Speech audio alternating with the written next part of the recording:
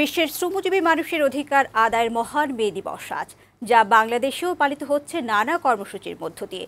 এসব কর্মসূচিতে শ্রমিকের নিরাপত্তা, বাঁচার মতো ন্যূনতম মজুরি ও শ্রমিক বান্ধব শ্রমনীতি এবং কর্মক্ষেত্রে যৌন হয়রানি বন্ধের দাবি জানানো হয়।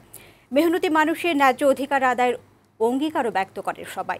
সংবাদদাতাদের পাঠানো তথ্যচিত্রে খালিদ হাসানের প্রতিবেদন। শ্রমজীবী মানুষের অধিকার আদায়ের দিন হিসেবে বিশ্বব্যাপী পালিত হয়ে আসছে মহান মে দিবস।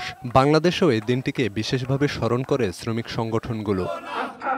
চট্টগ্রামে বর্ণাঢ্য শোভাযাত্রা ও সমাবেশ সহ নানা আয়োজনে পালিত হয়েছে মহান মে দিবস। দিবসটি উপলক্ষে নগরীর নিউ মার্কেট মোড়, বিআরটিসি মোড়, টাইগার পাস সহ নগরীর বিভিন্ন গুরুত্বপূর্ণ স্থানে সমাবেশের আয়োজন করে শ্রমিক সংগঠনগুলো। রংপুরে সকালে শ্রমিক সমাবেশ অনুষ্ঠিত হয়। পরে প্রশাসন, শ্রমিক ও মালিক সংগঠনের অংশগ্রহণে আলোচনা সভা হয়। খুলনায় নানা আয়োজনে পালিত হয়েছে মহান মে দিবস। সকালে একটি শোভাযাত্রা নগরীর বিভিন্ন সড়ক প্রদক্ষিণ করে। পরে আলোচনা সভা অনুষ্ঠিত হয়।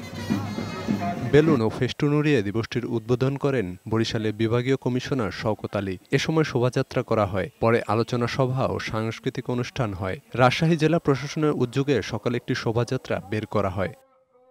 নানা আয়োজনে ময়মনসিংহে মে দিবস পালিত হয়েছে। দিবসটি উপলক্ষে শোভাযাত্রা ছাড়াও ছিল আলোচনা সভা ও সাংস্কৃতিক অনুষ্ঠান।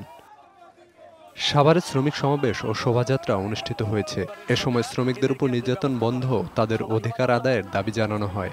নওগাঁয় শ্রমিক দিবসের অনুষ্ঠানে খাদ্যমন্ত্রী সাধনচন্দ্র মজুমদার বলেন, শ্রমিক মালিক এক না হলে দেশকে এগিয়ে নেওয়া যাবে না। শ্রমিকদের হাত শক্ত করে একসাথে হাতে হাত ধরে আমরা স্মার্ট বাংলাদেশ করব, এটাই আমাদের ধারণা।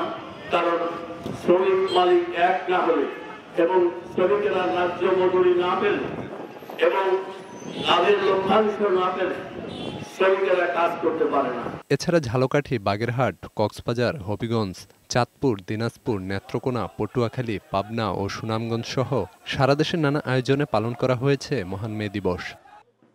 ডেস্ক রিপোর্ট, বৈশাখী সংবাদ।